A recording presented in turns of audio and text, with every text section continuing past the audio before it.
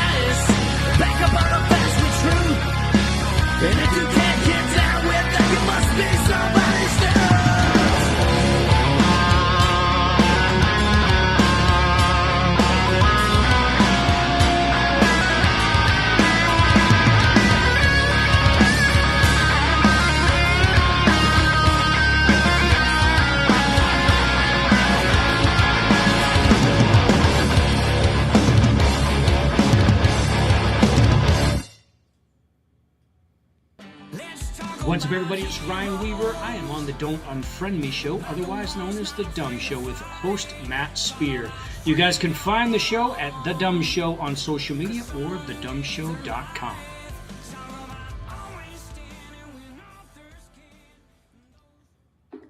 Adjusting transmitter output. This is the Don't Unfriend Me show with your hosts Matt, Leroy, Amy, Olivia and Mike. Geopolitics, military analysis and election coverage. Coming to you live on the Spreely.tv network and all major social media channels at The DUM Show. Honest, direct, unfiltered. Monday, Wednesday and Friday at 8 p.m. Eastern. We can agree, we can disagree. Just don't unfriend me. Holy moly. When's the last time we've been on? Friday. Was it Friday? It was. But it's been a while since Amy's been here. So. Is that what it is? Yeah. Yeah. Yeah, I haven't been Hi, on Amy. forever. Hi. Amy. Jeez, where's Leroy? That's He's the not question. He's not well. He's listen, syphilis and gonorrhea are two very serious things. And when you have them together, you've got to take it seriously. Oh, golly. So, listen, Leroy, if anyone thinks that Leroy doesn't want to be here, that's not it. It's that there are certain things in the world that are going on that are extremely stressful and require a ton of time, and he's going through it. So he has to focus all of his energy on that right now, and that's it. That's it. So he's going to do that, and that's it. He's busy. Listen, I went through it. He's been going through it a hell of a lot longer than I did, and anyone who's been in the military knows that it gets insane. Welcome to the Don't Unfriend Me show. We've got a lot to do tonight. Like, we don't have any time to waste. Quick question. Yeah. Are we live on Instagram? No. Okay. No, because then it would only show you. Got it. That's I'm gonna okay. figure out. No, it's not, because that Liv what looks I'm so thinking of pretty doing tonight. is, well, she always looks pretty. That's not what I'm talking know. about. What I'm saying is, there's got to be a way, like, we could just broadcast audio, and I'm trying to figure that out. How I can just send audio. That was not me. It was you. No, it wasn't. Who else could it be? You're the only person on the soundboard. It's got to be you because I'm typing. I swear. I've got one hand in my pocket and the other one's making a peace sign. I have no idea. My hands are here. Wasn't me, yo. Anyway, Olivia's doing her stuff again. So it was funny that it was a silencer and then suspense. Is that a hint? So listen, I didn't tell Olivia and I didn't tell Amy about this because Olivia's typing. Yeah, I am. Let us know when you're done. I'm done. I'm saying hi to everyone. We're going to call you Miss Brown. That's your new Brown? secretary name. Oh, okay. Miss Wormwood. Are we done? Yes. So no, it's fine. Say hi to everybody. It's cool. I just have a little surprise. So Okay. Ryan Weaver reached out. You guys remember Ryan Weaver? Mm-hmm. Yeah, I love him. He's the guy behind the guy behind the guy. This guy. What's up, everybody? It's Ryan Weaver. I am on the Don't Unfriend Me show, otherwise known as that guy. Ryan Weaver. So did a show with Ryan. It was a great show. Fun. The guy stuck around for 4 hours, and I invited him back, and he's like, hell no. So instead, he's going to let us world premiere one of his videos, and I don't think anyone else has done it. It's on his page, but I haven't seen any other podcasts, so we're going to do it for him. So I'm really excited about that, so we can all kind of watch that. Now, here's the thing about Ryan Weaver, if you don't know. One is that he is military veteran, Black Hawk pilot.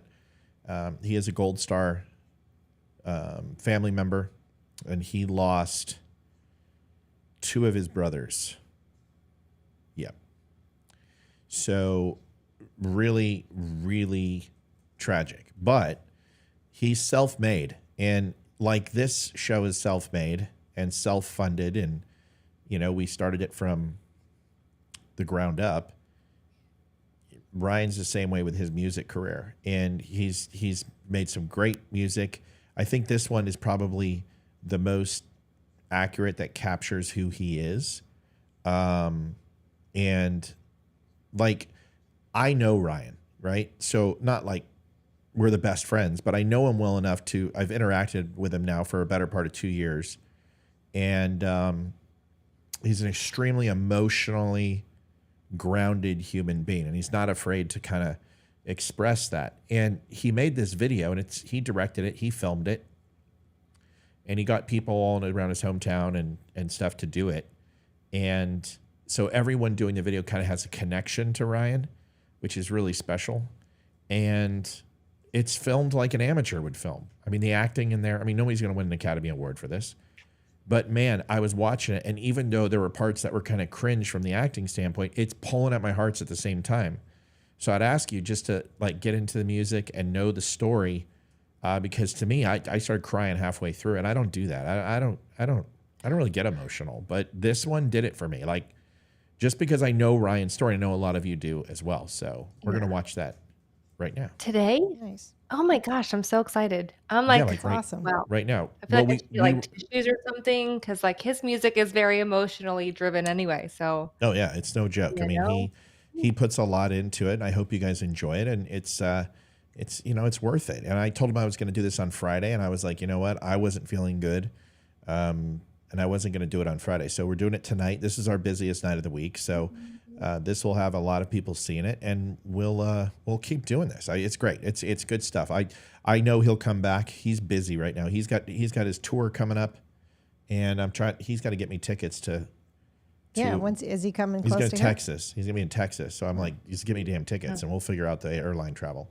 But anyway, want y'all to watch this. Enjoy. This is Ryan Weaver's. And once again, please take a moment to try to understand. This is about Gold Star families. This is on Ryan's budget. And I think he did a really phenomenal job based upon what he was working with. So enjoy. After I change the sound. I always forget. All right, here we go. Here we are. Big Weed and Little Weeds. The night before your big game. State championship game. We're number 10. Just like you. That's your number now, brother. This is your time, Ryan. And you can win it with this team. You'll be there, right? I wouldn't miss it for the world, Ryan. Ryan, would you like anything to eat? I'm fine, thanks, Mom. Well, tomorrow is going to be a big, big day. Get some rest, okay? All right, love you. Love you too.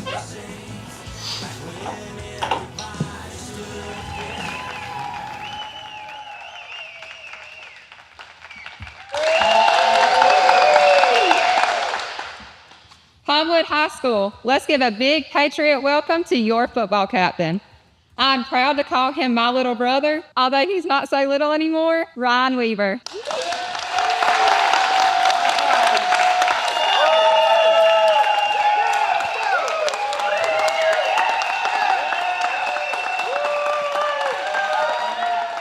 I don't know about you, but I'm ready for game time.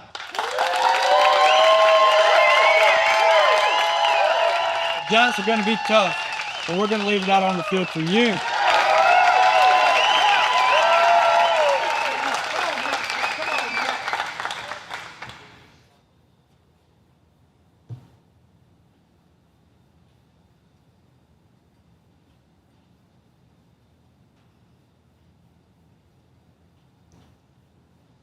I'm dedicating this game to our brother Aaron.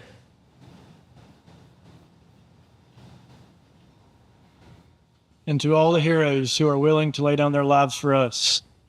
Thank you for giving us the freedom to chase our dream.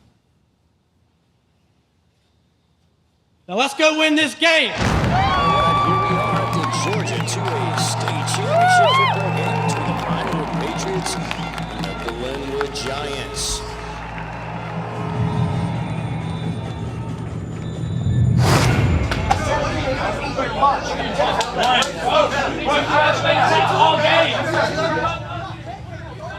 You good, bro?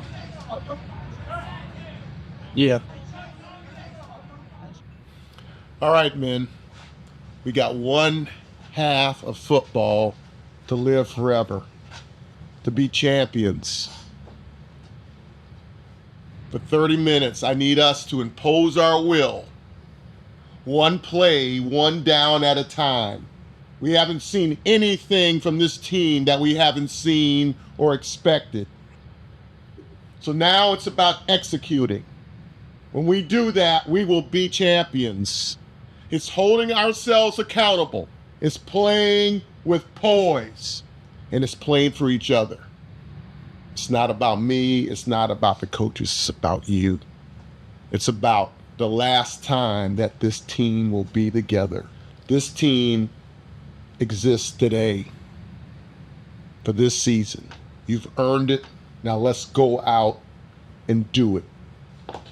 Hey, team. This is the last game we're ever going to play. Let's go! Yeah!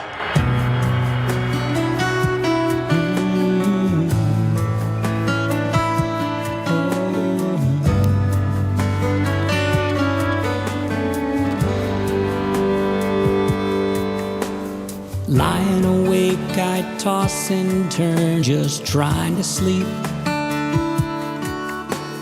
Praying to God you're up there somewhere thinking of me.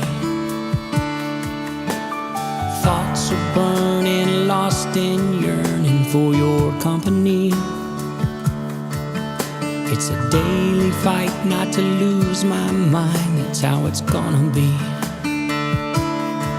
I hope I'm strong enough to keep my heart from breaking into a million parts without you.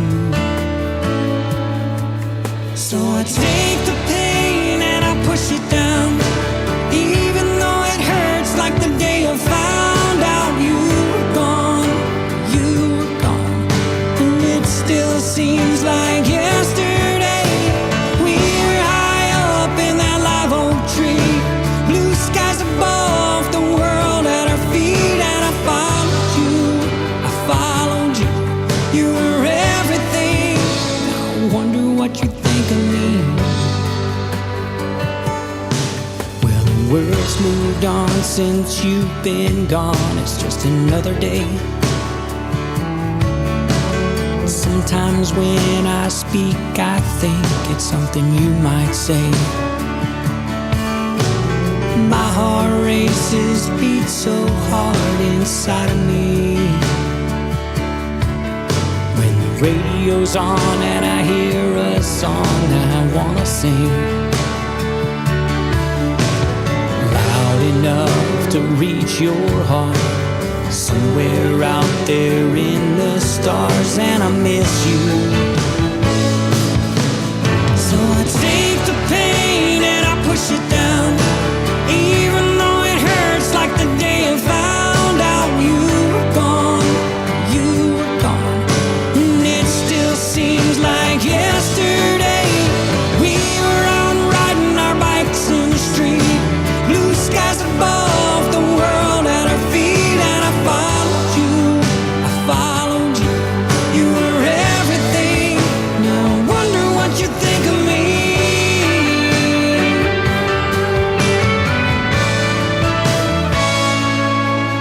So I take the pain and I push it down, even though it hurts like the day I found out you were gone. God, I miss you. Ryan, come on, get up. Come on, son. This is your time, Ryan. Are you good? Are you good? I'm good. Oh, I take the pain and I push it down, even though it hurts like the day I found out you were gone. You were gone, and it still seems like yesterday.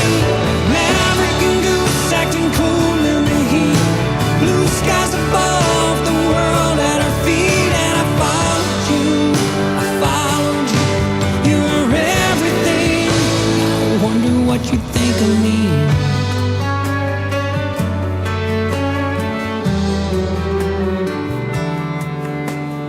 Lying awake, I wonder what you think of me.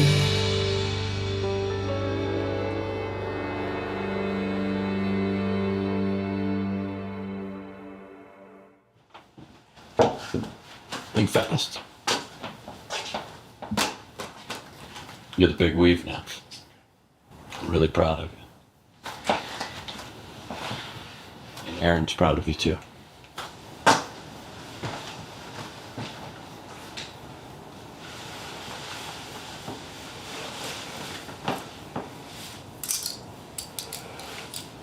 You're always with me.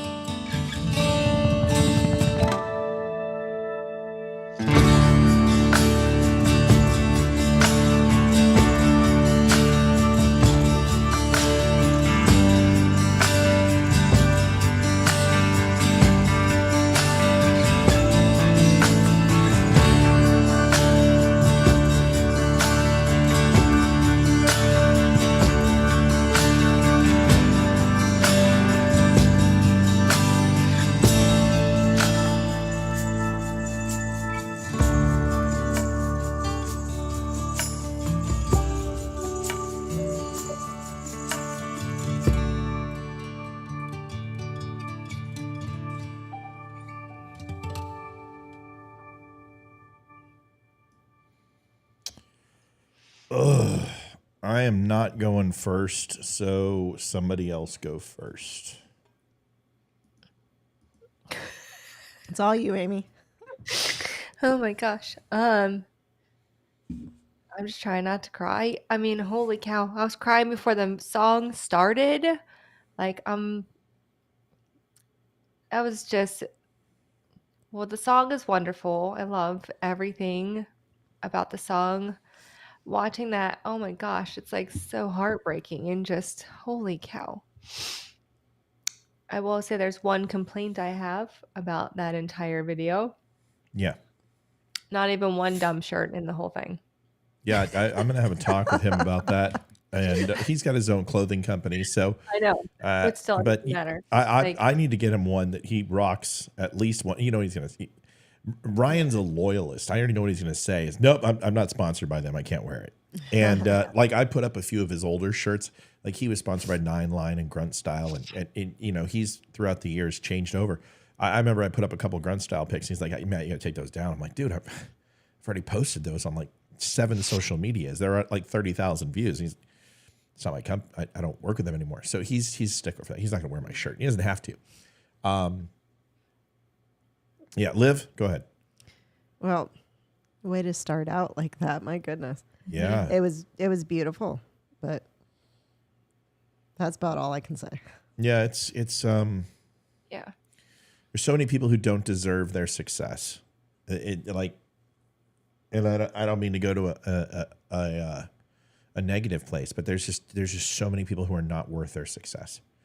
And I see these athletes and entertainers and novelists and who are just always complaining about their success and how stardom is so difficult and challenging. And the great thing about Ryan is that he has no problem expressing his opinion. He will never sell out. And the 20th anniversary of his brother, and it's still the motivation for what he does. And I think no matter what he does, whether it's flying choppers or doing public speaking events or doing a video, the guy's gonna always represent who he is, and I gotta respect that. Those are the people who deserve success and very rarely find it because it's too difficult to in this day and age challenge the way people think and expect them to reward you for it. And it's something I've learned is that I try to challenge the way people think, and if today's show, I was defending at least the narrative against a Democrat. And the reason why is because I didn't agree. And there are times where you have to kind of say something that people don't like. And Ryan's one of those people, but his stuff is amazing. Go to ryanweaver.net. I've put the link in Facebook, and he deserves to have you download his music. And it doesn't cost you a damn thing. Most of his music is already on his site for free. And if he's in town and you're in Texas, get over there and go to his concert. And we'll get him on here when he slows down. But he reached out to me this weekend, and he's like, hey, you seen the new video? And I'm like, yeah. He's like, do you want to premiere it? I'm like, sure. And that's something that he, it's funny as I remember us telling him when he was on, I said, hey man, next time, first time's free. The next time you come on, we'll make sure to throw you some money. And he's like, you'll never have to pay me for coming on. And that is just, he'll never have to ask twice. That's it. So, what a way to start the show. Yeah. No kidding.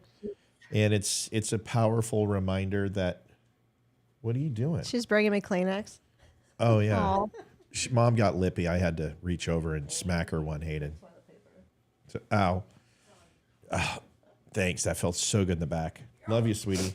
Okay. You say hi to Amy? You can talk into that mic right there and say, hi, Amy.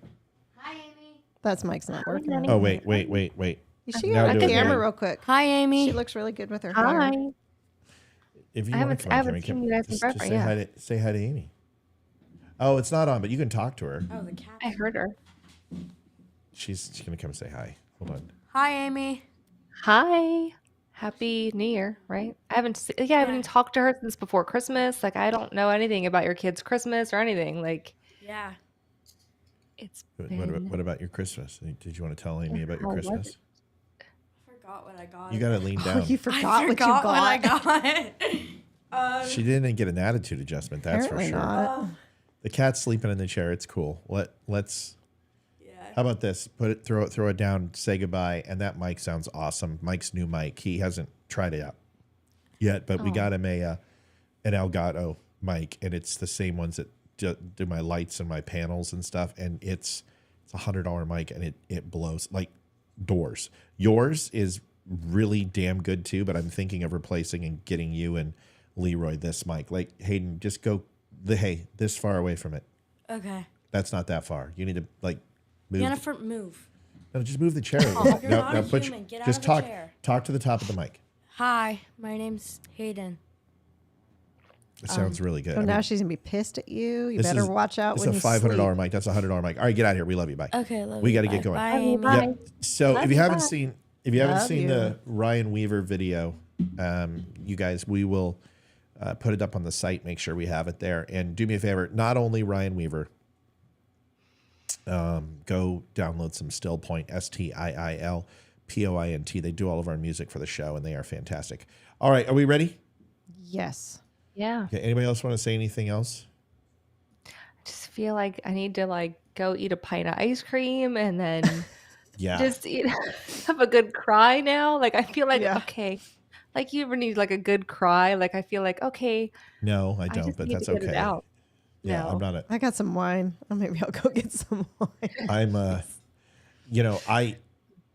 I try not to let myself get emotional about stuff. But anyway, tomorrow's episode, here's what we're going to do. Tomorrow morning, I'm going to be going through the USA hockey team, the junior Olympic hockey team that just won gold.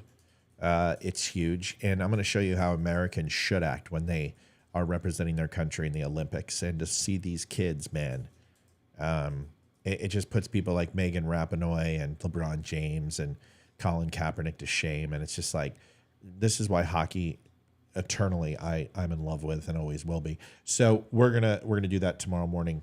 We'll do that show. First, Amy wanted to show us a TikTok video that was in regards to, well, Amy, why don't you tell us what it is, and then we'll tell everyone kind of where this came from and what this is all about. Yeah. I Can you think hear we us, all Amy? need to yeah, can you hear me? Yeah, now we can. Okay. I think we all just need to, be careful of our words this year and not be I forget the term already. Health. I can't hear anything. You can't What do you hear mean me? you can't hear? I can't hear anything right now. Oh, never mind. Put in your headphones. Oh.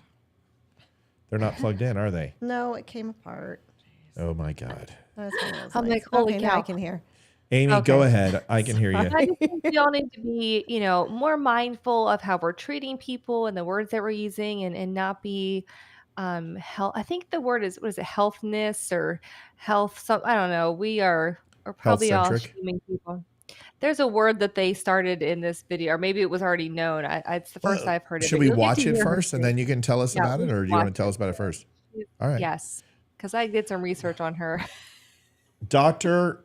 Nicole Van Groningen. I can already just tell you, I dislike. She looks like, she looks like she was in King Kong. She was in Tootsie. Jessica Lange.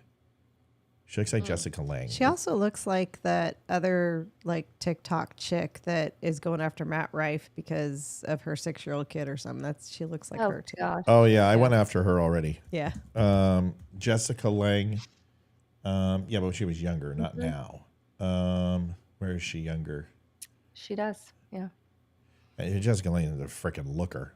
I mean, just smoking when she was younger. Definitely had a crush on her. But yeah, she looks like her. Let's hear if there's anything in the old brain box. Is there anything in the brain box? We're going to find out. 3.2 million views. Oh, Because a doctor. She's famous whether she wants to be or not. She's All right, a here it is. doctor too. A real doctor. She's not Jill Biden doctor. No, she's a real doctor, a medical Okay. doctor. All right, well, let's listen to what she has to say. Here's my hot take as a doctor. I totally agree. It is okay to be fat. We don't say that enough, but it needs to be normalized. If you are fat, that is okay. It is typically not a problem that requires immediate solving. It is not an emergency. You don't have to drop everything in the pursuit of being not fat. Erin said this other thing in a different video that I totally agree with as well, is that it is okay to not be healthy. We act like it is this moral failing, this cardinal sin that you deserve a scarlet letter if you are not healthy. And there's a name for that, and that's called healthism. Now, don't get me wrong. In my line of work, there's a lot of people that I see that want to gain weight, lose weight, take other measures that they think will improve their health in some way.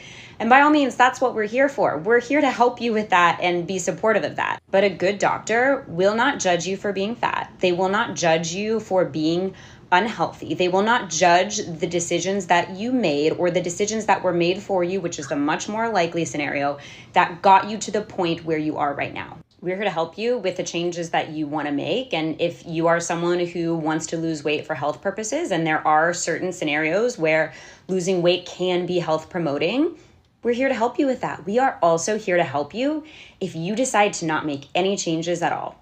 We're still there. Healthism. I don't know. I think it's like a derogatory term. I'm not even sure because I'm not sure how she used it, but I just love everything about this woman. Are you serious? No, of course not. Oh, okay. I just didn't understand if you were. No, I don't. Listen, it threw me No. for a loop. You're allowed to have an opinion. I was just a little Well- confused. Healthism is now a form of prejudice. So Yes. if you are worried about, okay, so first of all, I'm just going to process. Liv, go ahead. There's a couple things I agree with. Your doctor should not judge you, but your doctor should be giving you the best advice to make sure that you are healthy. Now, I know there's people out there who aren't going to, no matter what you say. They're going to be like, screw it. I don't care what anyone tells me. If I want to eat a pint of ice cream a night, I'm going to, and no one's going to change my mind. And if that's how they want to be, more power to them. Their doctors should not judge them. I agree with that. But they should do everything in their power to convince them that they need to stop eating the ice cream and they need to become healthy, because it is going to drastically cut their life short if they don't start taking care of themselves. So yeah, I don't think it's, that it's okay to be unhealthy. No, I don't agree with that. You need to be healthy to live your best life. Otherwise you're just kind of not doing much, unless you just enjoy eating ice cream every night and don't really care. But so I will just add to that and say, I think I've always had really good doctors. I think I've been pretty blessed in that regard, because there's a lot of horrible doctors out there.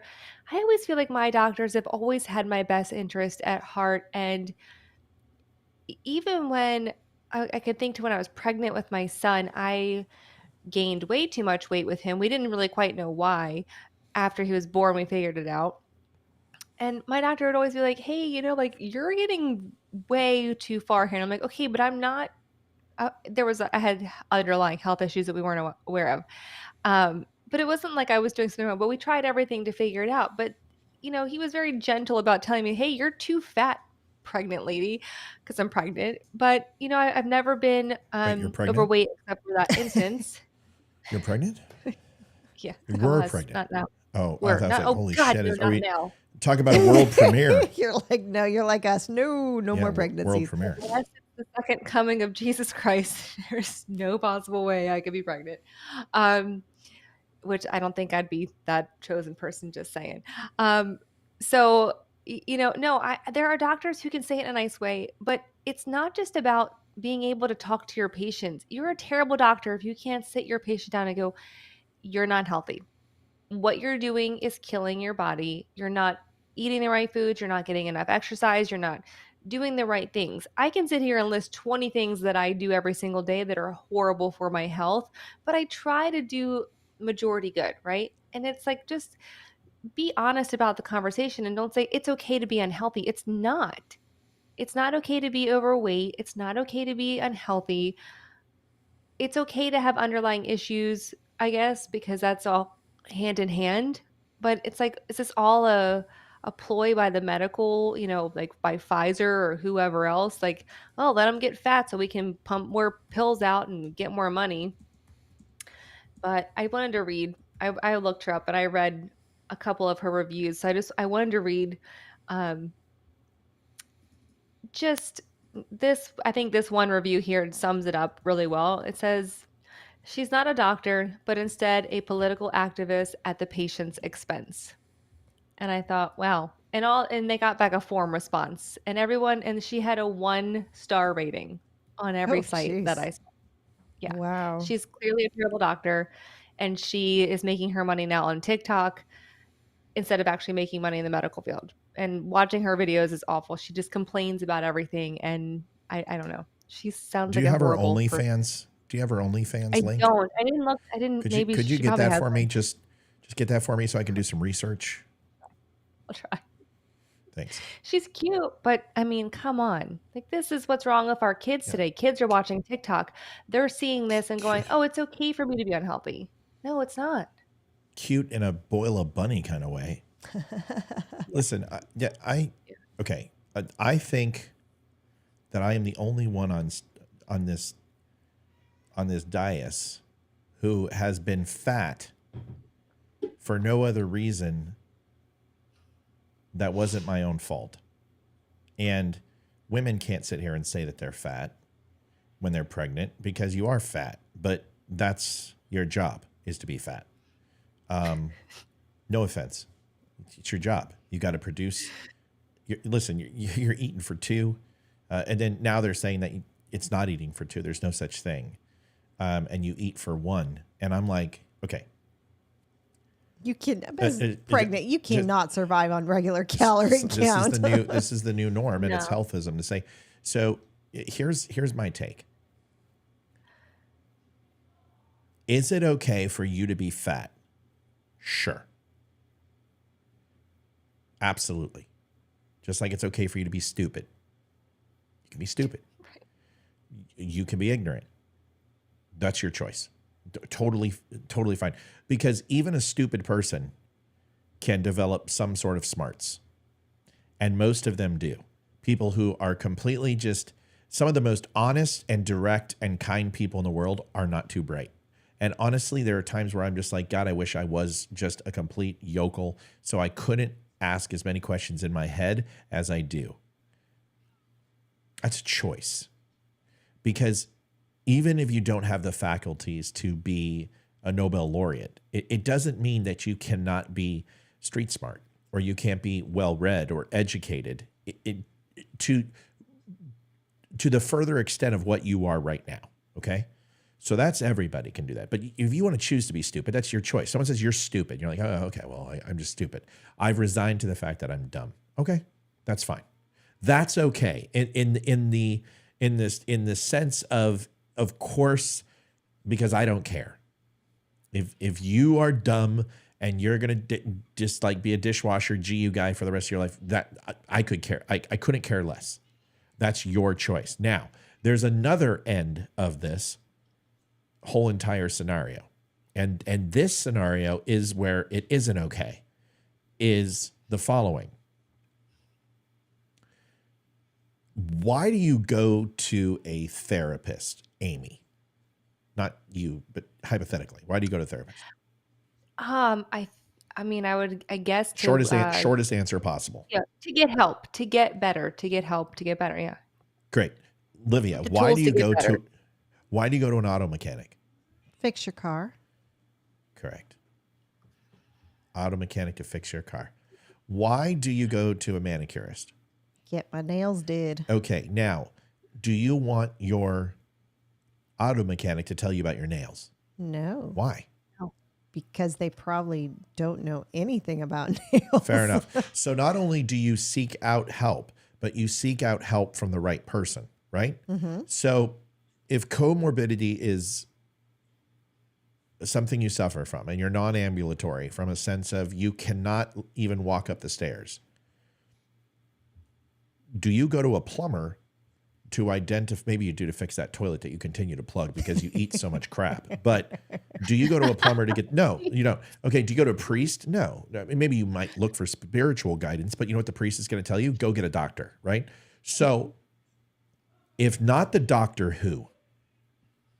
In the scheme of things on the hierarchy, Maslow's hierarchy of needs, whether it be food, whether it be sustenance, water, shelter, love, acceptance, self-acceptance, and self-awareness. Where does I can't walk, I can't get a job, I can't find someone who loves me, I can't enjoy sex, I can't even find it to play with it. Where do all those things fall on the list of are you okay? So the answer is you're not. And if not a doctor, who? Whom? A spiritual advisor. Maybe therapist, might be a mental issue. Right. So Yeah, if what is the doctor's creed? The Hippocratic Do Oath, no in the harm. simplest form, one sentence. Yeah, do no harm. Do no harm. That's absolutely true. You want to summarize, you have somebody who's Swahili who comes in and they're, and you're like, do no harm. And they're going to be like, oh, well, we understand. Thank you. And you can convey that in a very simplistic manner that even an idiot can understand. To do no harm. That woman is doing harm to her client because she's more concerned about her mental health than her overall physical health. And to tell someone, don't worry about it, just, it's not a rush. Yeah, actually it is. Because your physical health is going to give out on you long before your mental health, which isn't good anyway, because we just mentioned all those things. You can't find it to play with it. You can't play with your kids. You spend more money on groceries during COVID than after with Joe Biden's inflation. And you're not going to have a quality of life. Now, if you're okay with that, then that's okay. But the actual main cause is not okay. And that's not healthism. It's not racism. It's not prejudice. It's not mean. If you're fat, someone needs to tell you. And if you're like, I'm well aware, well, okay. Well, then my job is done because I'm your doctor and I'm here to tell you, you're not slightly overweight. You're not, a little plump. You are, from a morbidity level, your light is turning red. And if you don't make a lifestyle change immediately, you're going to die. Because here's the only thing I'd say. Please show me a fat person over 70. Morbidly obese. Show me one person who's over 70 years old who's morbidly obese. End of story. It is a hurry. And we've got not a lot of time for you. I'll shut up. Any thoughts on that? Where am I missing it? It's I rare, absolutely but agree. It's rare for him to. My grandmother was very obese, and she lasted until like 84, 85. Yeah, but she was a hateful Mexican. No, this is my mom's mom. Oh yeah, but No, her my last dad's 15. mom- her my la- dad's mom passed away when she was 58. her from last breast cancer. her last 15 years were not healthy and not good. No, she had dementia. That's just hanging on for dear life. We're talking about, listen, what I'm saying. Yes, there's a, once in a while we'll see an albino spotted human being who lives, who can go in the sun. But the general norm is no, if you're fat, you're going to die young. Amy? Absolutely. I remember, my grandfather's like a great example of this. He had a sweet tooth and he would have been morbidly obese if he didn't care about his health and if he didn't go to the doctor regularly. And I remember when he turned 80, he's told his doctor, I don't care anymore. I made it to 80. I'm gonna eat cannolis every day. I'm gonna eat the tiramisu. I'm gonna eat the chocolate cake every day. I don't care. He's like, I made it to 80. I'm done. And he still lived into his 90s. But he wouldn't have made it that long if it wasn't for taking care of his body. I mean, my parents are great examples. They are the most active older people I know. I want to be like them. I want to live a long time, so I know I have to eat right, exercise, drink water, get sunshine. Like, just, it's really basic information and it's basic needs that we need. And it's just cutting. And like, I'm guilty of it. Like, I freaking ate Chex Mix earlier. Okay. Like, I'm not perfect, but it's just eating the healthy foods and not the non-healthy foods, taking care of yourself, getting checked by a doctor, because you could have a heart condition and you don't know until you get your yearly checkup. Just go once a year and listen to your doctor and be honest, and find a doctor who will be honest with you, who will care about your actual health and not go, oh, healthism, you're great the way you are.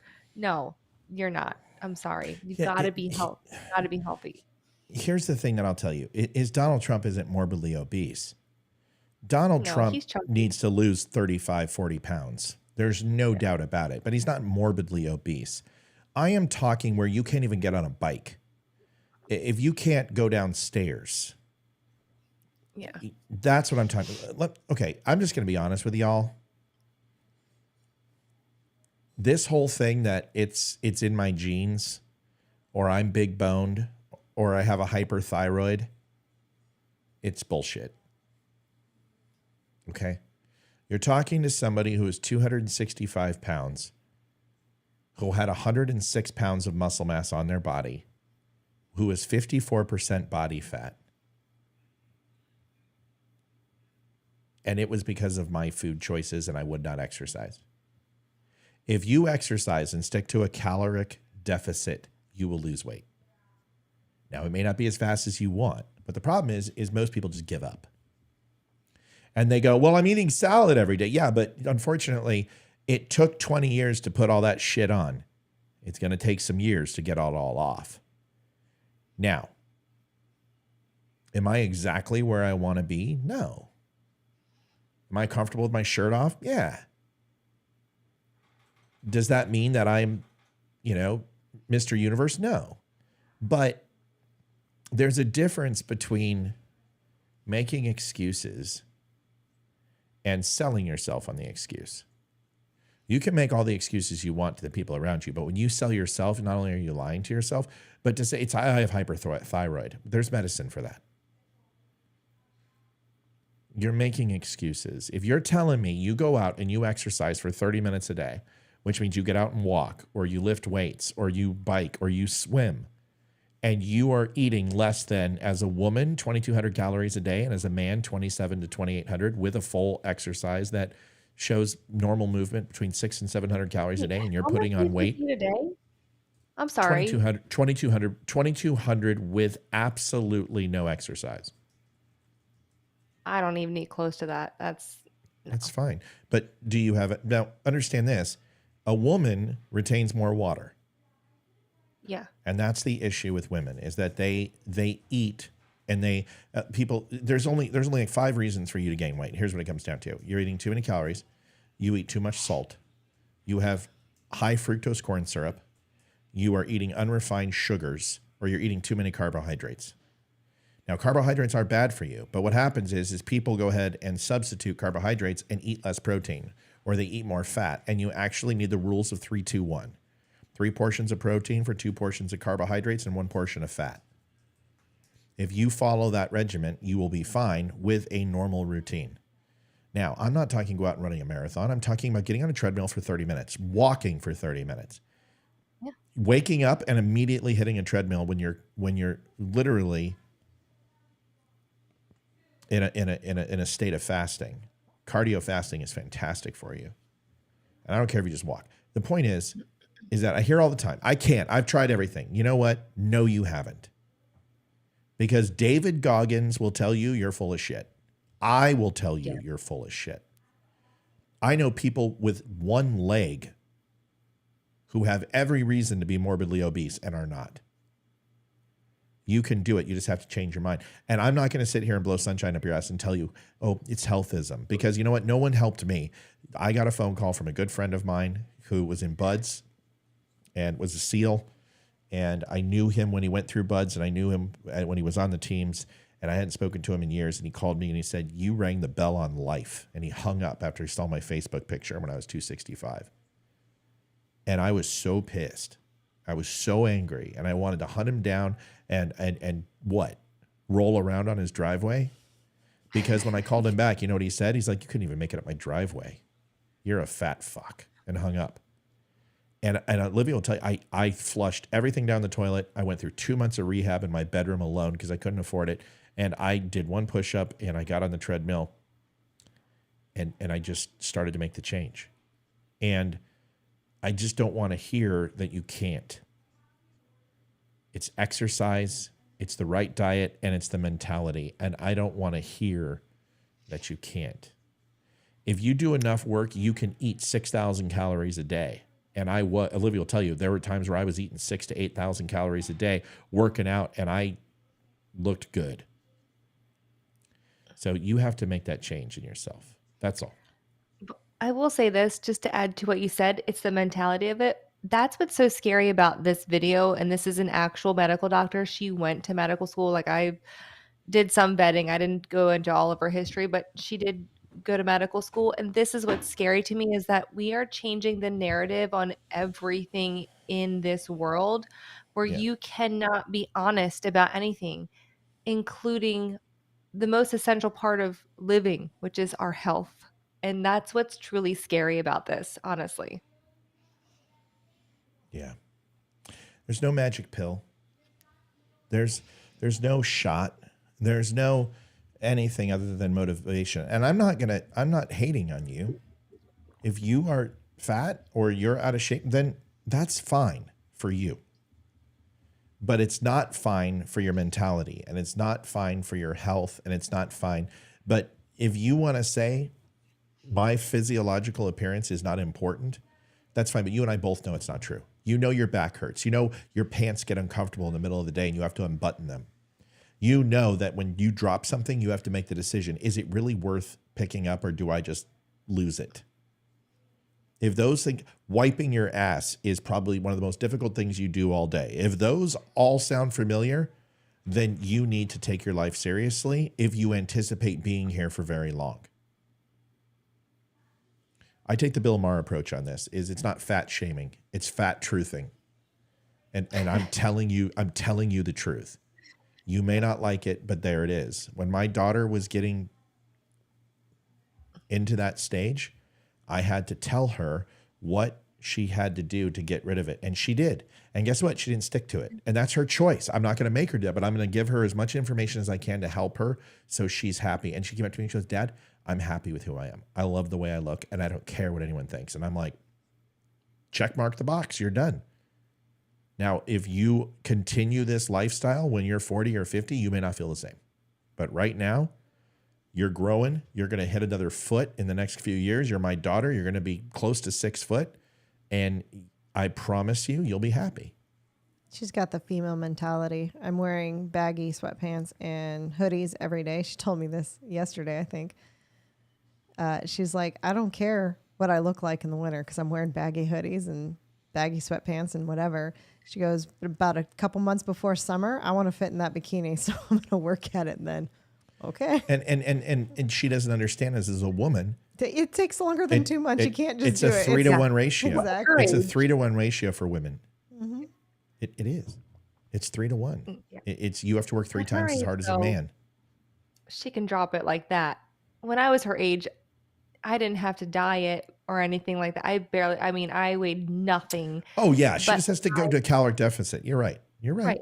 But even when I when I remember I think I was 22 or 23.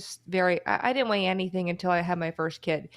I think I gained maybe 10 pounds. So I looked less like I had an eating disorder. I just looked almost healthy at that point. And I remember going I just need to lose weight. And I didn't try to. I just just cut out one Starbucks Frappuccino in a week, and I dropped, 10 pounds in a couple weeks. It's Why? like Because when it's you're 80 that grams young, of sugar. It's 3 days of your overall sugar intake is one Frappuccino. don't do that anymore. But I know, now but I'm I'm like, helping oh, people understand. nowadays I'm already diet. I'm trying to lose just 10 pounds before summer, and I'm already on it. 'Cause it's gonna take me all that time. It's just Debbie said it best. She's like, sometimes I drop ice cubes and I kick them under the fridge. It's okay, but listen, you're still beautiful. You still have something about yourself that is you that no weight can ever harm. I've told my wife, I'm like, I like you with a little cushion for the pushing, to be honest with you. She's like, I'm gonna eat this cookie. I'm like, have two. I'm a horrible influence to my wife. Because I eat what I want. Yeah, and I don't mind. I don't care anymore. No, and she doesn't, because I don't put that pressure on her, and I never would, because her body and her battle scars are hers, and I love every inch of her body, and whether she's a stick model or not, I don't care. But I was blessed with my mom's genes, where when I want to lose the weight, all I got to do is stop eating the sweets and maybe go for a 5-minute walk every other day, and I can drop the weight like that in a couple of weeks. Yeah. I just have to actually do it and not eat the sweets, which at this point I don't care, because I got a coworker that works at a cookie place and she brings cookies every week. Yeah, she's bringing us tomorrow. Well, you haven't brought me home that peach concoction. That one, you're probably not going to get that one for a few months. No. I asked her today, and I told her that was your favorite, because she said she's bringing cookies tomorrow. And she goes, he's probably not going to have that one for a while, but see, we're going to get cookies. There's people out there. Crumble? Yes. Yeah, she works at Crumble. I know. Okay, all right. Let's bring it back to the show. Nobody knows what Crumble is. It's just an amazing cookie place. I got to admit, it's pretty fucking good. Throw those in the microwave for 10 seconds. I don't care what cookie it is. It's delicious. But the thing I'll say, and then I'm going to wrap this up, is people are like, I've tried to quit smoking. No, you haven't. I've tried to lose weight. No, you haven't. You haven't tried at all. And the thing is that if you do something for 21 days, it becomes a habit. But you've been doing things for 10, 15 years, which means it's going to take more than 21 days to break the habit. But once you get into the gym and you start feeling, if you work 30 minutes a day for 45 days, I promise you will see results. If you stop anywhere before that and you don't use a diet and exercise, you will not see results. I don't care. You won't. If you decide to go ahead and get some detox and go on a liquid diet, you're just going to gain it back. If you don't continue to exercise, like I don't have to work out for 6 months, and I'm not gonna change my physique. I won't lose any muscle mass. I'm not gonna put on any fat. But if I wait longer than that, then I'm gonna have to start hitting it again. Once you get it up, you can keep it up with moderate exercise. Rest necit, firma necit, I think is what it's called, which is Latin for once you got it up, keep it up. If you've seen the movie American Flyers, that's where it's from. And it essentially just means once you got it up, keep it up. That's it. But you go look at David Goggins. He's a prime example of he was a SEAL, for God's sake. He is a SEAL and could do whatever he wanted. And he was fat as hell. And if you ever want to get motivated, go watch David Goggins. He'll. I don't know who that is. Do I? Probably not. But he's a foul-mouthed black guy who's a SEAL who looks like Adonis. And yeah. he's just like, you're an effing pussy. You can't, he rips into you. And he has no, I mean, his mother is half a word for David Goggins. No joke. He's an amazing human being. And this guy goes out and runs 30 miles. And then the next day, he didn't break the record, so he goes and runs 30 miles again. Let me say that again. He'll run 30 miles. Didn't break the record. And did it again the next day. No, thank you. Well, he's in a position where he is such an elite athlete. He's 2% body fat. He is just, and he's not skinny. He's yoked as hell. Mm-hmm. He's amazing. Anyway, all right. Fat. He used to be fat. That's the whole thing. Like he used to be a fat guy who couldn't walk, and like he had to like ride a bike, I think, to start his exercise journey. Oh yeah, I think I read his book a long time ago, but oh I love god, yeah. him. If you haven't read his book, read his book. It's fantastic. I mean, Goggins is just. I wouldn't even interview him. I'd just be like, David, go start talking. Just say whatever the hell you want. All right. Olivia wanted to talk a little bit about this, which was the airlines in regards to some things that have been going on. I got a couple of videos for you and want to show them to you. This is a flight in Japan where U.S. Coast Guard. It was Japanese Coast Guard, if I'm not mistaken. Yeah, but U.S. Coast Guard was on it. Oh, okay. I believe. But let's look at it. It's my understanding. I could be wrong, but I'm almost positive. A passenger plane burst into flames on the runway of Tokyo's Haneda Airport on Tuesday, with the port saying it hit another aircraft after landing. Here's the video.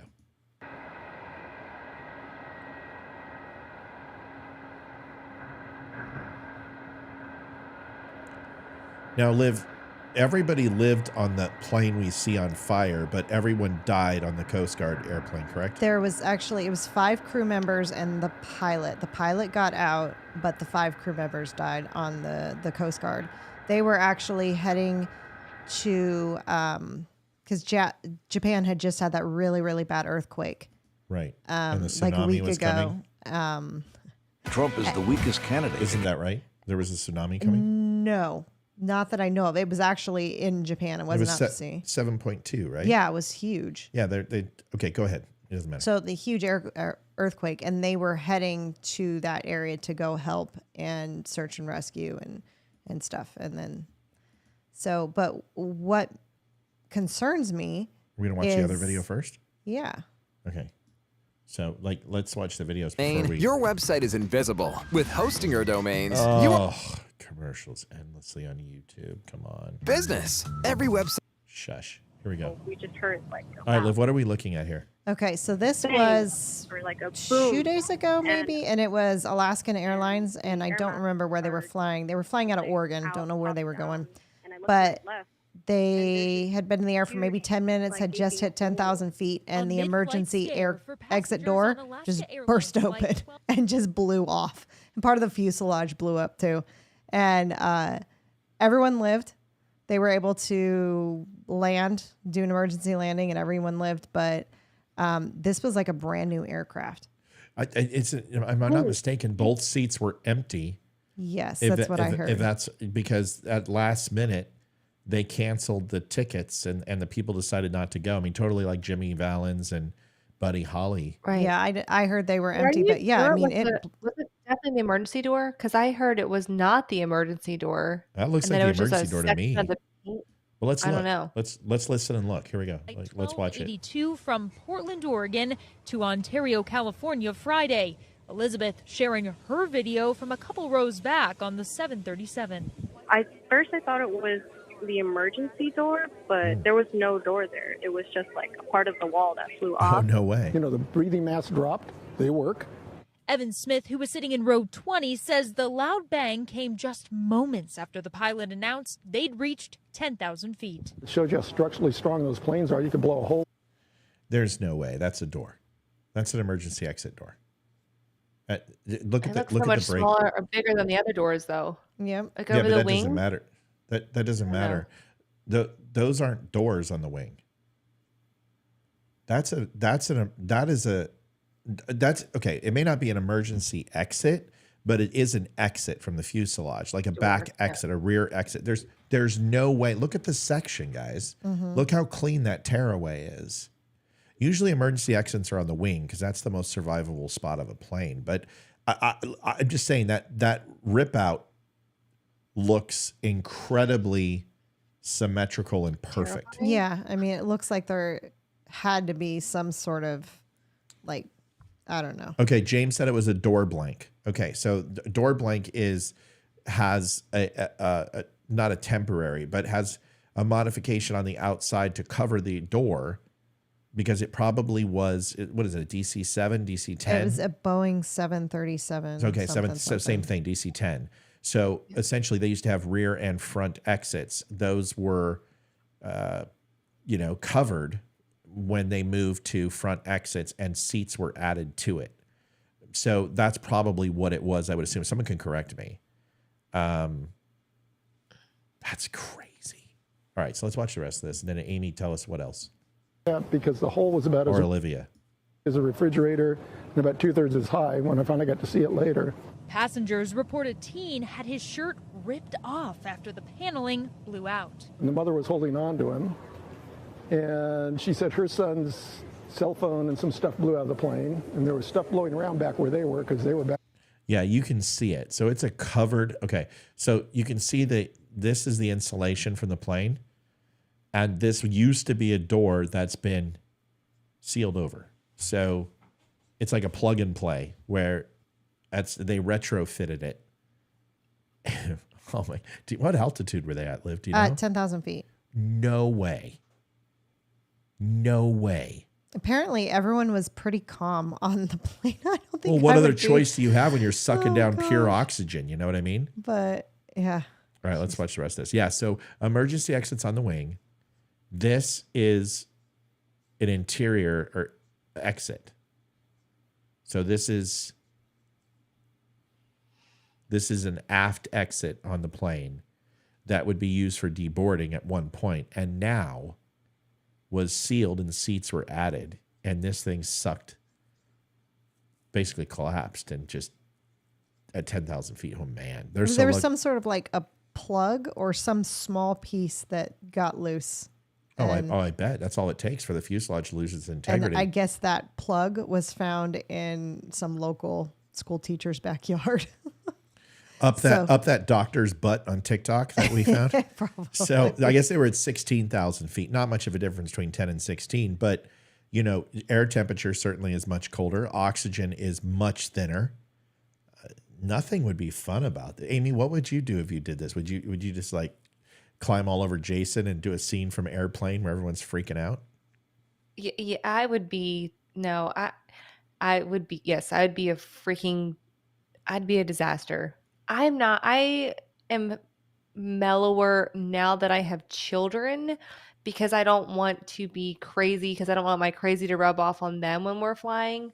But I remember just having bad turbulence flying by myself and freaking out by myself on planes. But now that I have kids, I try to be like, oh, it's cool.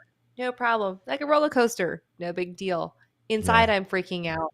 But yeah, my brother-in-law, who's a complete douche plow. It's all good. But he said some nice things. He was a pilot in the Air Force. He says, he's like, turbulence. He's like, do you get upset when you go over speed bumps in your car? And I'm like, no. And he's like, that's all turbulence really is. And, it basically speed bumps in the sky. It always sounded good. I didn't know if it was true or not, but it always sounded good. Once you've jumped out of a plane, you're never comfortable in a plane with no ability to jump out. And I'm just letting you know that I was fine with airline travel. I was fine on anything. I've been on E2Cs. I've been on an intruder. I've sat in the B slot of a 14. I've been on EC-130s, AC-130s, C-17s. There's not much I haven't been on as far as aircraft, and pretty much every residential aircraft that's ever been made. And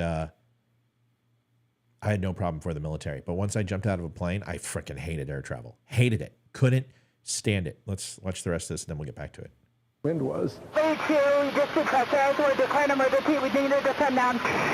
See, now you can see a rear hatch here that's roughly the same size, but this one was more forward on the on the aircraft, which would lead me to believe it's right here in this window bay. See how this window bay has space in between these two windows and it's not with the rest?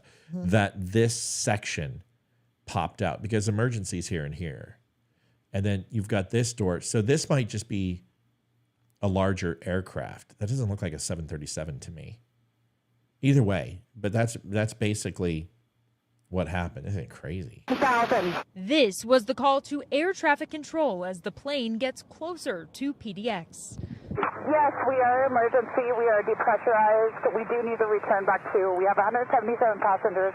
Do you know how your ears would feel? Oh, gosh, my I can't God. even imagine the sound of it and then the depressurization of the plane. And Every single person there is going to be like moving their jaw and chewing gum for like a week. The depressurization is no fun. everyone just looked so calm. Even the people that were right behind the row.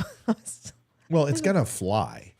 That's the thing is that unless it flies back and hits the engine. I would just be worried about getting sucked out if I was That's not the way it close. works. That's not the way it works because literally the amount of jet stream going across the vehicle creates an integrity where it's not sucking. It's not like the movies. That's not the way it works. You lose pressure, your ears pop. You might feel an initial, papers going around, but once that jet stream maintains itself, you should see very little. I mean, you're flying there right now. There's no wind. Nobody's hair is moving. Nobody's flipping out. It's not like airplane where, boobs are bouncing along all over the place and people are committing Hare Krishna. So once that slipstream goes across that fuselage, it maintains its integrity of flight. Lose a wing, that's a completely different situation. But, lose an engine, you're still going to be okay. But anyway, let's watch the rest. The air masks, they're down. You can see them. They're right here. You got one right there. You got one right there. You got one right there. So those people were on pure oxygen. I mean, talk about euphoric.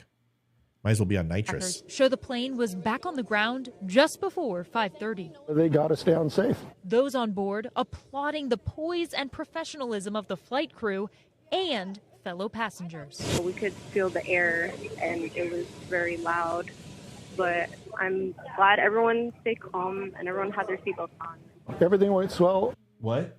I just came in a room Washington Discovery touchdown. It is 17-9 Michigan, but I do not know if Washington scored the extra point, but Thank you, pal. All right, thanks. Like I said, the cabin crew did an excellent job. Pilot did a great job. Oh, yeah, you can just see it's a temporary.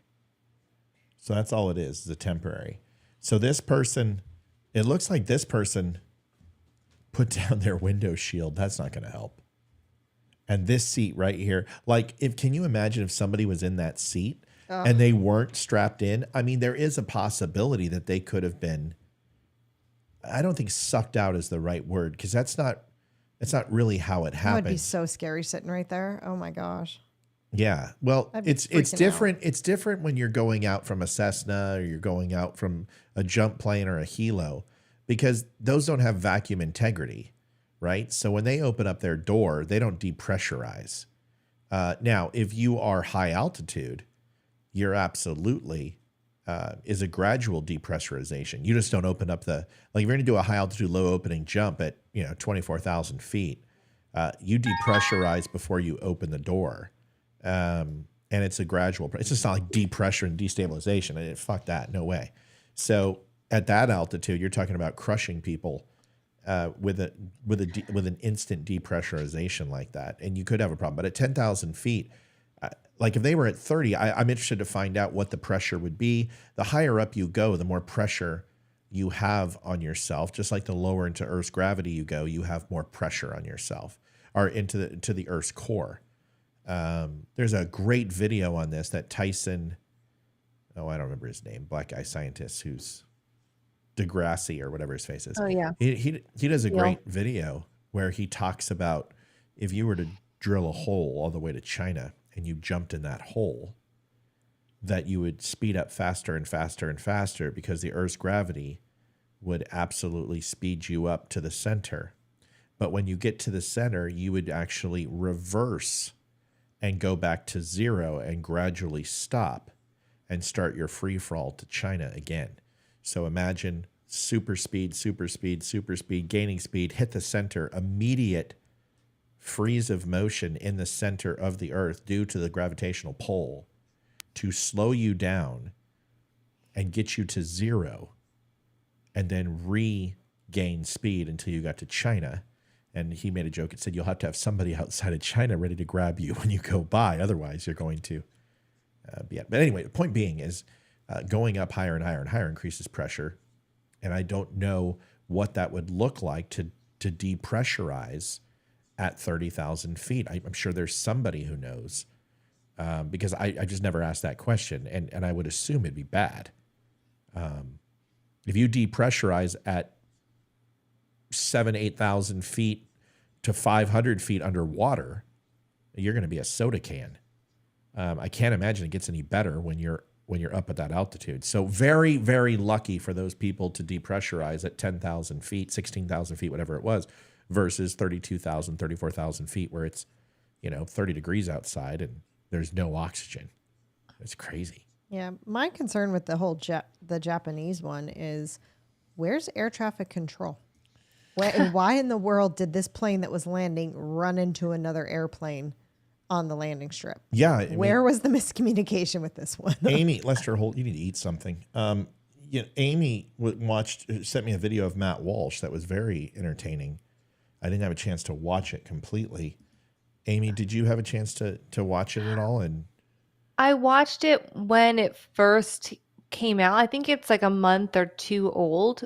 I remember him talking about this and thinking like, oh, that's like, we're not going to have any problems. That's just, making fear out of nothing. And then all this starts happening. I'm like, holy cow.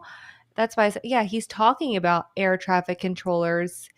From what I remember, I think the test to be, I don't know if there was an educational requirement as well. I forget the gist of it, but the questions were more of like the DEI type of questions. It was not about your qualifications to become an air traffic controller. that It was doesn't more surprise about me. Right. So that's why they were saying, or he was saying, we're going to start having more air catastrophes. And then I think he was showing some video too of, I think there was maybe 2 or there might be more of pilots, and they did these recreations of pilots, and you can hear them. They're actually talking, and then they have these plane simulators to kind of go in real time with their communication, how they had to personally avoid near misses because their air traffic controllers were telling them one thing, but their equipment saying, no, you're going to collide with this plane if you don't go up and you go down, or you go left and you go. It's very scary. And well, yeah, it is. I've heard. We don't know these things when they happen. One of my old friends back in Bakersfield, her brother was an air traffic controller, and apparently it is such a stressful job that they can only be at the controls for like an hour at a time. They've got masseuses on wherever this guy worked. They had masseuses there. They had like de-stressing everything. Happy Just endings. like apparently it is that stressful that they have to leave and get out of the control center and basically calm themselves down before they can go back in. It's that stressful. Yeah. So no desire to do that job. Yeah, it doesn't sound like fun. No desire to do that job. I've heard it's very stressful too. Oh, for sure. Yeah, but can you imagine? I mean, I don't think people understand. You have to have suspension of disbelief, and you have to be able to disconnect from reality when you fly. So let's just say you're 32,000 feet, 34,000 feet. You're doing 400 to 500 miles an hour. 400 to 500 miles an hour at that height. Outside is anywhere from -30 to -45, 50, even 60 degrees. And there's no oxygen. And if you open up, you're going to lose a lot. Your oxygen's going to go out, and it's going to get cold real fast. And your fingers that are going to be, I mean, I don't know if anyone's been in -60. That's you can't go outside at -60 with unbelievable type of rebreather and protection for your eyeball. Your eyeballs will freeze at -60. Your lungs will freeze if you intake air. -60 is effing cold. And so that little oxygen, the oxygen coming down is the least of your worries, right? You get that on, great. Now you've got oxygen. But what happens to your ears? And what happens to your eyeballs? What happens to your fingertips? And that plane has to get down fast. And trust me, it's not going to go into a free fall. It's not going to get down below ceiling of, 16,000 feet from 34 being destabilized, because it's going to take a second for that plane to go from being a vacuum where things are coming out of it to stabilizing with a jet stream. And it may only take a few seconds. But those pilots also have to recalibrate. And the last thing they're going to do is just point the nose down. They've got to slow down. And there's only so much that fuselage of that plane can take from going 500 miles an hour to descending and pointing that nose down at an angle and getting a slope that is going to maintain the whole integrity of that plane and not lose the whole damn. It's not a situation where everyone's probably going to live. You know, that's what I'm trying to say is like, I don't, if you pop at 32, you're probably going to die. And it's going to be miserable. It's going to be real cold, real quick. And I don't mean to be graphic, but things are going to fall off. Yeah. Yeah. Yeah. Like the song, the hip bone's connected to the thigh bone. Well, the finger joint's connected to you're going to lose. Nothing. You're going to lose some fingers. It's going to suck. So needless to say, you pop at 34,000 feet, you might as well go ahead, and you aren't going to get a free flight because you're not going to need it anymore. But thank God those people, it happened at a fairly low altitude. And wow. Yeah. You know what? I'd be like, do I get my peanuts? Oh, I wouldn't have any fingers. Like, can I get my peanuts? Yeah, what do those people get? Like, what do you get if that happens to you? Like, Nothing. do they You get a free flight? Fuck no. The airline's not going to take care of you. They're not going to settle. You're going to sue them, and you're going to win a lawsuit, but they're not going to give you anything until you sue them. You get like a free ticket. Dude, I've had people who literally, in O'Hare, we came in at O'Hare like this, and we were 150 feet off the ground, and we hit a wind shear, and our tail went like this, and we went like this. We went like this. I was like, oh my God, I can see the tarmac. Look, we got nothing. They didn't even, thank you for flying United Airlines. Really? No, you don't get anything. I mean, they lose your baggage. And what do they get? If we bring it to you in 24 hours, you don't get shit. They're horrible. They don't care. But they're going to get sued. There's just so many. There's so many. We don't hear about all these things. One of my really, really, really good friends is a flight attendant, and she flies for one of the very large airlines, and she's been doing it for 25 years. Which one? United. I didn't say her name, so I think she flies for United. And Penny Benjamin, I know her. No. Some random chick's going to get fired. No, I don't think so. No, they're very tight. Like they all, they have this little group.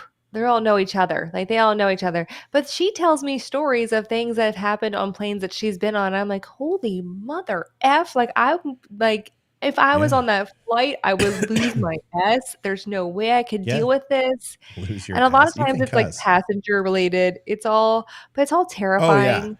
Oh, it's horrible. I'm like, how do you keep your calm? Like I would be like, where's the mini bar? I'm going out drunk. Like, oh yeah, I'd be popping Valium. Like, no, I mean, I've been on flights where we've dropped 5,000 feet in a matter of 2.5 seconds. Yeah. You know, I've been on flights where I flew 1 million miles with Southwest and 1 million with United Airlines. So I've been on thousands of flights, and I hate them. I can't stand them. I hate everything about them. I tap like the whole time. And, I can't stand those farking things. So anyway, it comes down to this. It's still the safest form of travel there is. At any given time, there's 5,000 flights over the continental United States. They put up 40,000 flights a day. It's safe. And there hasn't been a major airline crash, knock on wood, in the United States since like 2012. Yeah. It's been a long time. They just don't go down anymore. And people are like, well, some of them are 30, 40 years old. That doesn't matter. Flight is not complicated.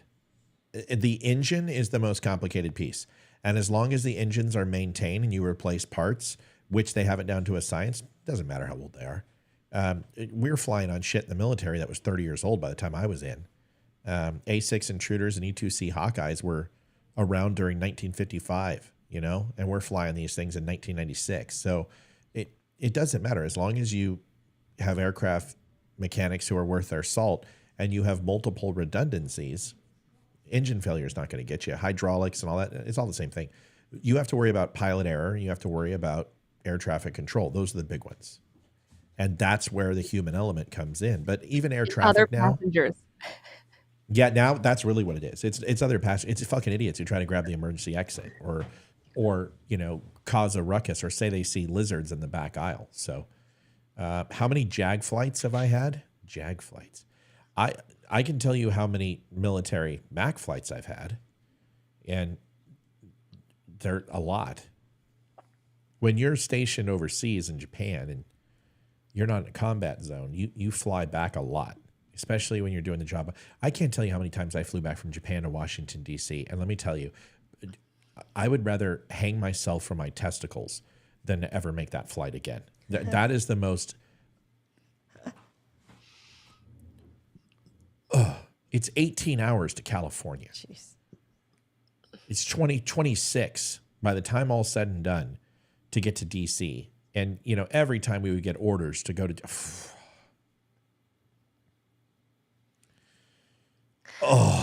Okay. I've never been. I've always wanted to go. Jason went for literally 48 hours to Japan. Oh, well, that's, he pretty much saw everything he needs. It's just a bunch of short people. Well, he's short. Who are all... He's a giant. Do you know how big I was in Japan? I felt like it'd take anybody. I was a giant in Japan. They would all move away. You know how they pack the subway and you see those videos? Not me. I'd sit in there and they would all just put a circle around me. They don't mess with Gaijin. They don't. Matt, you've been on C-130s? Yep. Been on C-130s, EC-130s? Yep. A few times. Jumped out of a few C-130s too. Yeah. There's not much I haven't been on. Anyway, last topic, I think, is Nancy Pelosi. Now, I know Nancy Pelosi isn't relevant anymore. I know she's annoying. But this she doesn't surprise me anymore with the crap that she says. But this one is really an insurrection into the...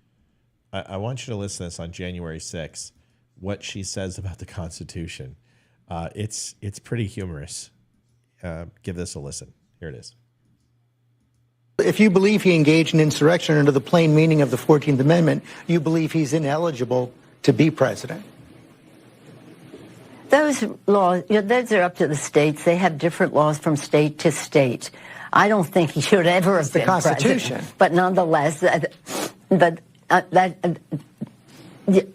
is a view of the Constitution in Article 14, Section 3, that he should not be able to run for president. But that's not the point. The point now is that, again, different states have different laws. We don't think in California that it applied in our state. That's what the decision was made here. But anyway, not to go into that because that's very intricate. What is very clear is that the American people want us to honor our oath to protect and defend the Constitution of the United States. If you believe he engaged in insurrection under the plain meaning... Tell me I'm wrong. What did I hear right there? Who wants to take that? I mean, what did I hear? Because I think I heard something, but my ears must be deceiving me. She sounds like she's had a wee bit too many martinis there. Wee too many martinis, Amy? Did she have that pearl necklace the whole time? I certainly didn't give it to her because that would never take place. Sorry. That would, now the doctor, as long as she doesn't talk, totally. Oh my gosh. No. Do you remember that movie? What is it? Forgetting Sarah Marshall? Is that the movie? What the hell are you? What the hell are you asking us? Oh my gosh, we've seen what it is so many wrong times. with you? What's wrong? The weather outside is weather. Yes. We've seen Forgetting Sarah Marshall like 100 times. We just she's wearing the pearl necklace in the video. It just reminds me of that. Right. Where she's going down and up and going down and up. Oh, I know what you're doing. That's gross. Did you have that pearl necklace before? Yeah. Yeah. We've seen the whole movie. You got a great looking dick, Peter. Yeah. It's such a good movie. It's one of my favorites. We showed that to Hayden the other night. Alba Snow, bullshit. So here's what it comes down to. It is, okay. First of all, if you're a human being, screw that. If you're an American and the words out of your mouth that the founding fathers would never have allowed an insurrectionist to be president. That's why they wrote the 14th Amendment. Hold on. How many people do I have on? It's not enough. You're a fucking idiot. 14th Amendment was not ratified by the founding fathers of the United States. You're about 80 years late. Okay? This is Civil War. Now, if you're now you guys know me. I always take it to the simplest argument because I never make it complicated. Like when people talk about the Second Amendment, I'm like, why did they give us the 10th then? If they want unfettered access for the government to have power and the only ones with weapons, then what's the 10th Amendment for? Because it goes back to the states. So how does that make any sense? Yeah, but the Second Amendment says militia and well-regulated. No, shh. Answer the question. You can't. So here, answer me this.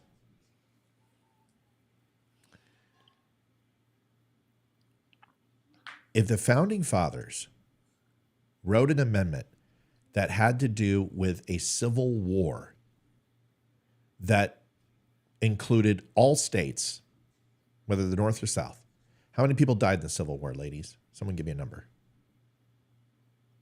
No idea. No clue. Yeah. I'm going to make you look it up. I'm going to make, no, I'm not giving it to you. I'm going to make you look it up. Okay, I cannot believe you two. 50,000 people. Oh my God. That's Vietnam. That's Vietnam. I was horrible at history. It's not history. It's American lives. Look it up. Yeah, I don't know. When you look it up, you'll remember it. That's what my mom always used to say. Go look it up in the Encyclopedia Britannica, Matthew, which were like from 620,000. Thank you. 620,000. It's a Only big distinction. 620. 620 people. Oh, well, that's not that bad of a civil war. I mean, hell, more people died on January 6th, according to the Democrats. Okay. Vietnam, how many? Go look it up too. Okay. Okay. So a little shy of 630,000 people died in the Civil War. Fair enough. Fair enough. Okay.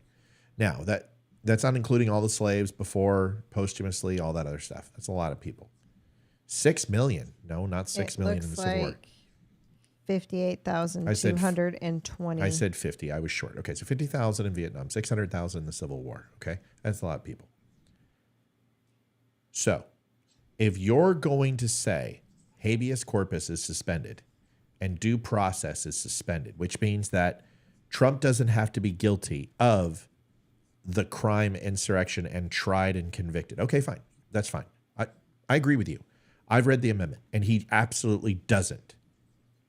It doesn't say anything about conviction. Now, the founding fathers were not just white uppity elitists. They were also very fucking vague. But we know what it was written for, and it was written for based upon the Civil War. And habeas corpus due process was suspended because those people were considered treasonous against the United States of America. And like treason, like domestic terrorists, whatever, are able to suspend habeas corpus and due process and the individual rights of people. And they have different rules and laws and regulations. Fair enough? Everybody with me so far? Great. Mm-hmm.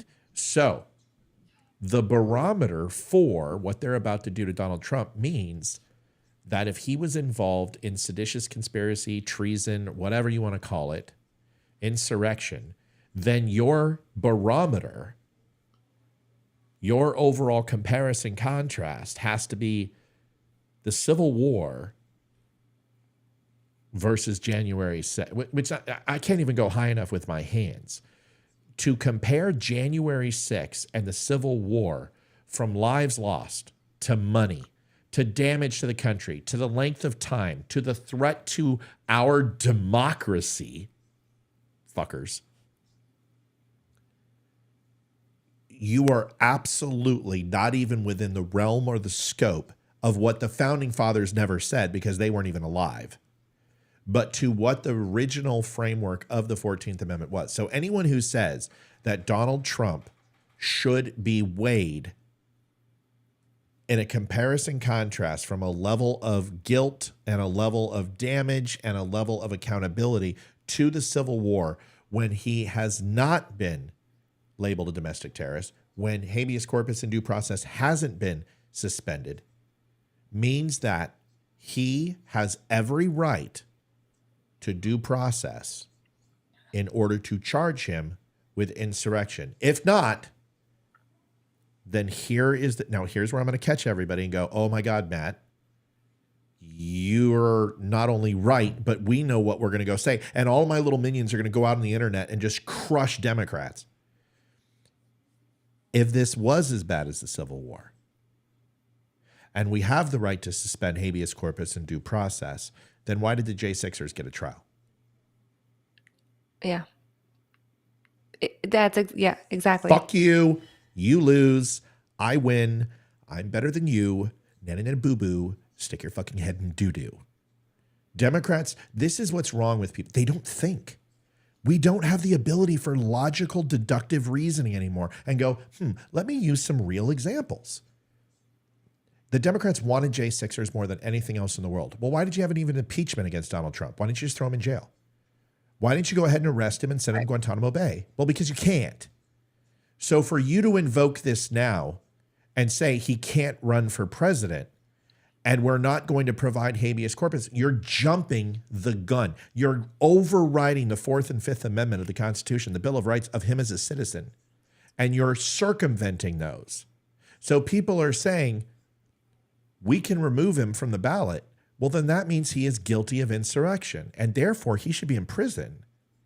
And he is a domestic terrorist. So why don't you just do that? Well, because they know it's bullshit. So we just want to get him off the ballot. And I told you this 2 years ago, Amy. You were listening then when I said they're going to try to get him off the ballot. That is what they're going to, and that's what they're doing. Yeah. But there's no there and no Supreme Court from a state to a federal level is going to continue this charade, because that's what it is. It's a complete fucking charade. I'm sorry. I'm done. Amy, Olivia, would like to get your thoughts. I guess I have a question. Like, how do you think this is going to shake out, though? Do you think they're going to put him back on the ballots? Do you think people are just going to write in his name and just... You can't write his name because it's a good question. They put that in the Colorado stipulations that writing in his name would not be counted. So it's not only removing him from the ballot, he is essentially excommunicated from the process. So even if they write him in, it will not count. That's already been thrown out. Colorado has already been overturned. Maine's going to be overturned. California's going to do this. They're all going to do this. And they're going to do this because they can, because they own these courts, just like Republicans own certain district courts as well. This is in retaliation. Listen, don't kid yourself. This is in retaliation for Roe v. Wade. That's exactly what this is, because they get to sit here and say, well, if you trust the Supreme Courts for Roe v. Wade, why don't you trust them for taking him off the ballot? That's what this is about.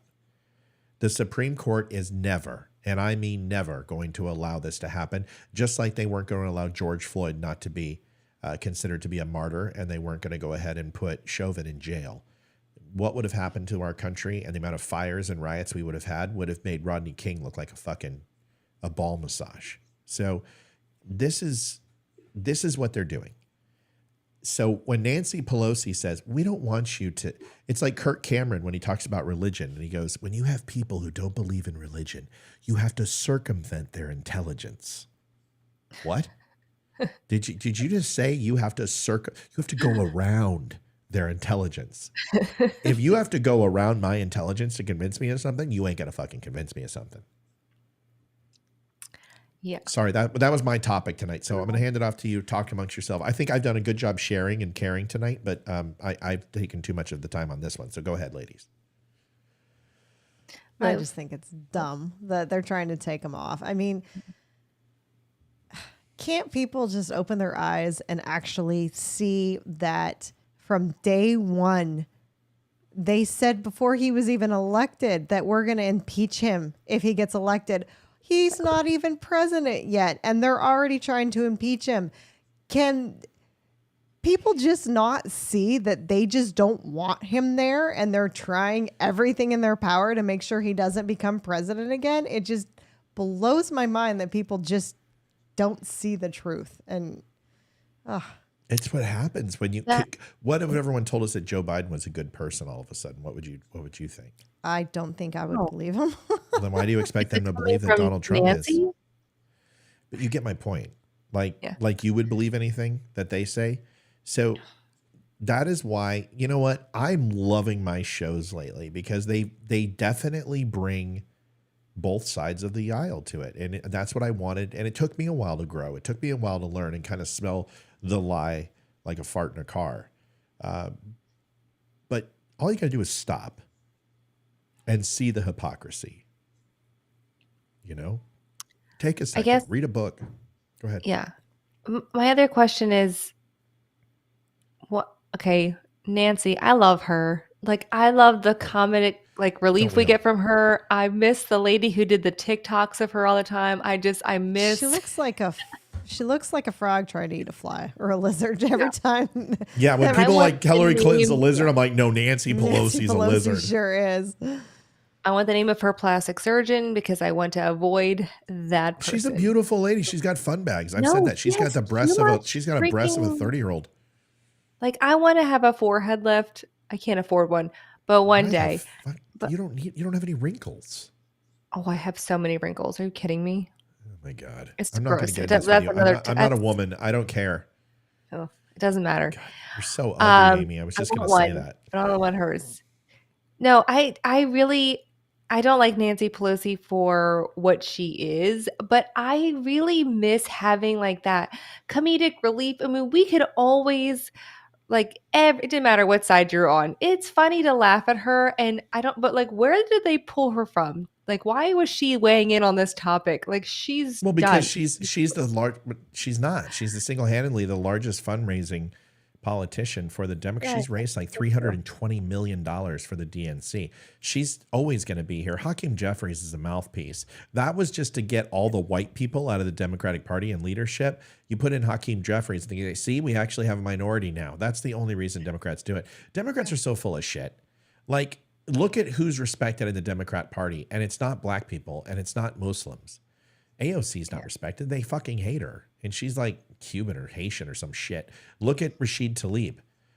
Look at Ilhan Omar. They're not respected in the Democrat Party. Hakeem Jeffries was a throw-in, right? Well, they're doing that to themselves, man.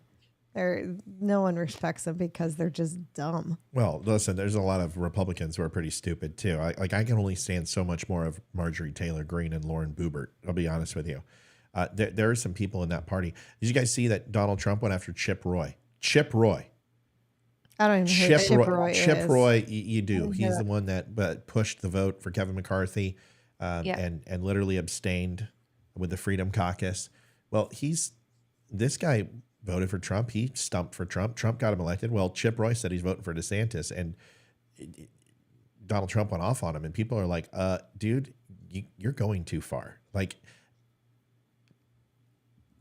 listen to when I say this, and I'm going to be very careful when I say this. I'm going to piss some people off, and that's okay because I love pissing people off. Donald Trump did not subvert our democracy. Donald Trump contested an election the wrong way, and he said the wrong things, and he shouldn't have done it, but he didn't subvert our democracy. But I'll tell you what he is doing. He is using his base and the Republican base to literally destroy the Republican Party, which is, in a sense, subverting democracy. If every single person who run against Trump were once friends and are now the biggest douche plows on the planet, and all of them are wrong, there's something I learned at a very young age.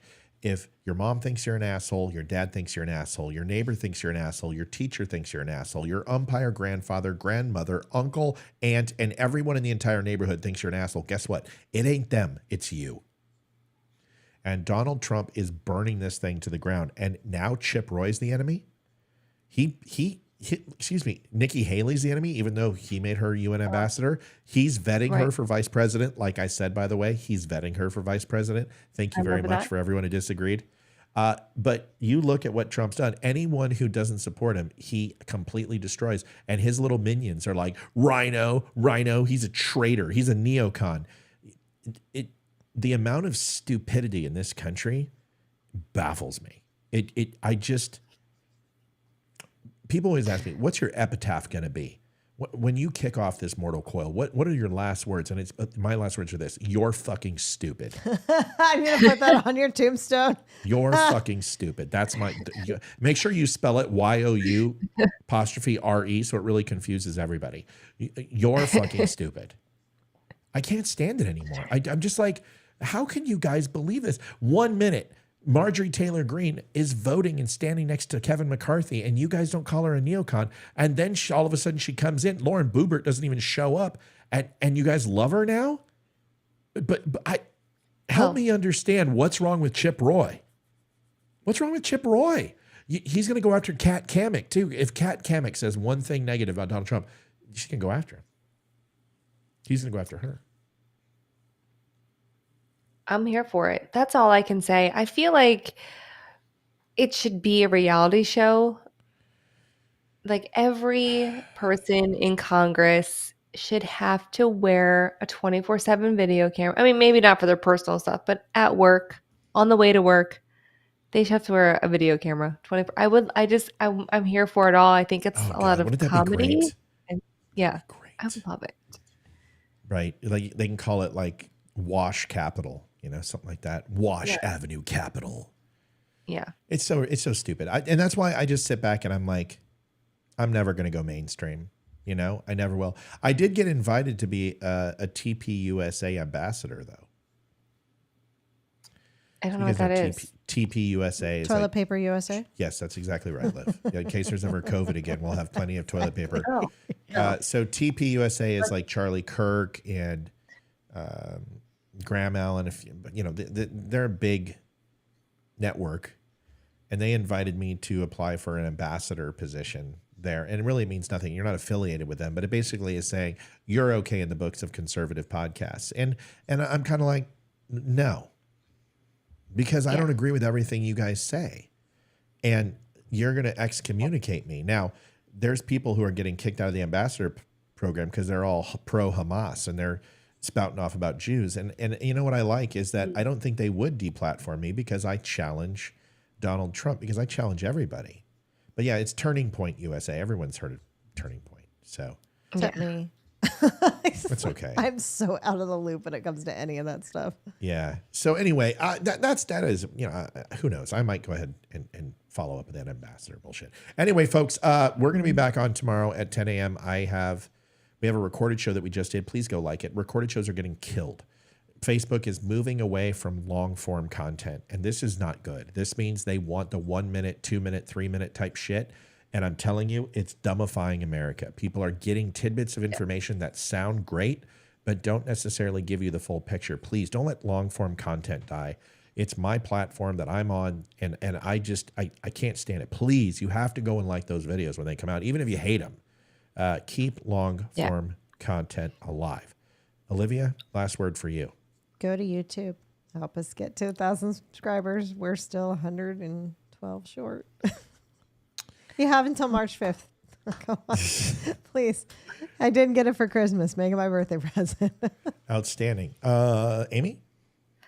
I realized I wasn't here. I haven't been here since, I think, before the holiday, like before Christmas. Correct. So, yeah. So happy New Year, everybody, officially. And I keep saying I'm coming back to social media. So I am making that happen this year. I'm coming back I can't to wait social to see media. that.